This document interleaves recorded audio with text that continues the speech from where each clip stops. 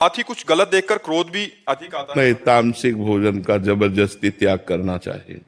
मन भले चला जाए तो हम उसको खाएं ना, नहीं तो फिर भक्ति एक नाटक बनकर रह जाएगा। आप जैसे मांस खाओ, अंडा खाओ, प्याज लहसुन पाओ, गंदा भोजन, तो ये फिर वो भक्ति नाटक रह जाएगी। भक्ति में थोड़ा भी व्यसन, थोड़ा भी गलत भोजन हमारी बुद्धि को भ्रष्ट कर देगा, चकरा देगा, भगवान की तरफ नहीं लगने देगा।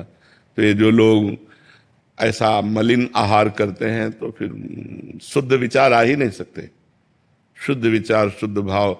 अब जैसे हमसे आप बात ना करो तो बात कर रहे हो, हम अपने आनंद को छोड़कर आपसे बात कर रहे हैं। अब हम जब सुबह अपने भाव में होते हैं, हमको आकर के बातचीत करनी पड़ती है। अब कोई आसमान की बात करता है, कोई धरती की बात करता है, कोई प्रपंच की बात करता है, कोई अध्यात्म की बात करता है, एकदम हमको उतरना पड़ता है। तो जब अगर हम सात्विक आहार करते हैं, सतो भाव से रहते हैं, पवित्र भाव से रहते हैं, एक सेकंड में डूब जाओ। ये थोड़ी कि मन भाग रहा है, उसको हटा करके भगवान में, एक जैसे कोई फिसलन की जगह में फिसला और डूब गया, बस ऐसे है कि एक सेकंड में डूब जाओ अपने। तो अगर तमोगुणी भोजन करोगे तो फिर डूबना नहीं होगा। तमोगुण का त्याग करके, रजोगुण का त्याग करके, फिर सतोगुण में स्थित, फिर सतोगुण का त्याग करके गुणातीत होना है।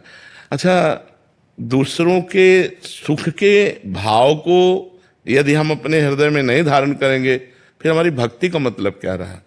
हमको तो एक चींटी को भी सुख पहुंचाने की सोचना है। तो जो जैसे तामसिक भोजन में मांस आदि भी आता है, तो अब जैसे लोग मांस खाते हैं तो इनकी पता नहीं कैसी वृत्ति है कि दूसरे के मांस का भक्षण कैसे किया जा सकता है। मतलब हमारी तो सोच ही काम नहीं करती। अब अंडा के अंदर कितनी घृणित वस्तु भरी हुई है, आप देखो ना, कितनी घृणित वस्तु। उसे स्वास्थ्य ले, इनमें शक्ति नहीं, मुर्गा मुर्गी बकरा बकरी में शक्ति नहीं, तक शक्ति है साधना में, तपस्या में, ब्रह्मचर्य में, भगवान से जुड़ने में। आप जुड़ करके तो देखो, ये गंदे भोजन छोड़ो, जो मांस मछली आदि है। काफी सारे जने, बहुत सारी मात्रा में ऐसे होंगे कि जो भगवान का भजन भी, मतलब मंदिर भी जाएंगे और तामसिक भोजन का भी आहार करते हैं। बिल्कुल नहीं, बिल्कुल मतलब इसे कुछ मंगलवार को हनुमान जी के जाएंगे, मतलब इसे कुछ नहीं होने वाला। सबसे पहली बात है हमारे आहार शुद्धि, मन शुद्धि। देहाती भाषा में कहते हैं जैसा खाओ अन्न वैसा बने मन। देखो, अगर हम शास्त्र की आज्ञा का पालन नहीं करेंगे और मनमानी आचरण करेंगे तो नरक जाओगे। पहले आहार शुद्धि, मन शुद्धि। अगर जैसा खाओ अन्न वैसा बने मन। किसी भी प्राणी को दुख देना। हनुमान चालीसा का भी पाठ करते हैं। ये अपनी वासनाओं की, अपनी जिह्वा को थोड़ा रोको यार। शराब पीते हो, मांस खाते हो, अंडा खाते हो, इस तरह के व्यवहार करते हो, और हनुमान जी और शंकर ये ऐसे प्रसन्न हो जाएंगे, ऐसे काम बन जाएगा? कुछ नहीं बन जाएगा। अवश्य में भोक्तव्यम कृतम कर्म शुभाशुभम। जो तुम कर्म करोगे तुम्हें भोगना पड़ेगा। चाहे मुर्गा हो, चाहे बकरा हो, सब जीव अपने प्राण बचाना चाहते हैं। सब जीव, तुम उनको काट कर खाओगे, वो भोगना पड़ेगा। राम जी के रूप में भगवान ने यदि बाली के चरण में बाण मारा, तो भगवान श्री कृष्ण के चरण में व्याध के रूप में उसने बाण मारा। देखो ना, लीला देखो। भगवान ने अंतिम अपनी लीला, जो श्री कृष्ण लीला है, वो यहां संपन्न की कि भगवान के चरण में व्याध जो है बाण मार रहा है। अब आप विचार करो, जब वो सरकार समर्थ होते हुए भी अपने लीला दर्शन कराते हैं। श्रवण कुमार के वध का संयोग बन गया दशरथ जी के हाथ से, शब्द वेदी बाण मार दिया। तो देखो, उनका जो कर्म था, वो तड़प तड़प के अपने पुत्र भगवान राम के वियोग में प्राण त्यागना पड़ा कि नहीं पड़ा?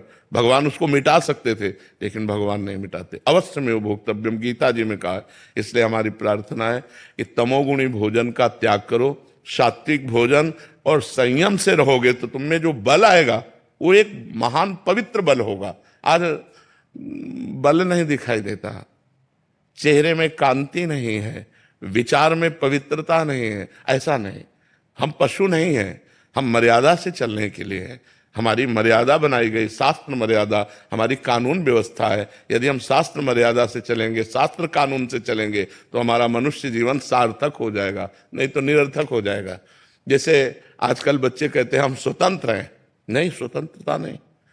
माता पिता की आज्ञा की परतंत्रता, शास्त्र की आज्ञा की परतंत्रता, गुरु की आज्ञा की परतंत्रता, कानून की परतंत्रता, अगर ये स्वीकार करोगे तो स्वतंत्र हो जाओगे। अगर मनमानी करोगे तो परतंत्र हो जाओगे। मनमानी स्वतंत्रता नहीं होती, मनमानी इंद्रियों की परतंत्रता होती। जो इंद्री कहती वही हम कहते हैं।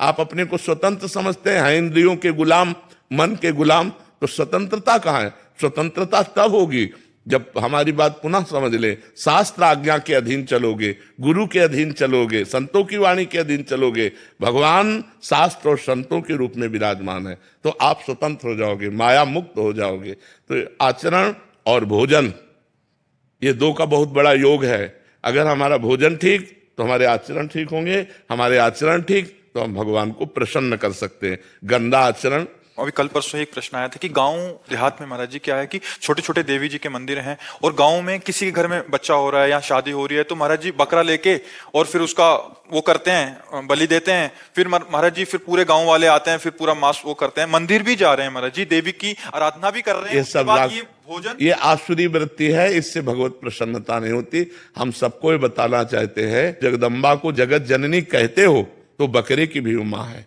जगत जननी है ना। मां अपने पुत्र की बलि से प्रसन्न कैसे हो सकती है? हमें तो नहीं समझ में आता।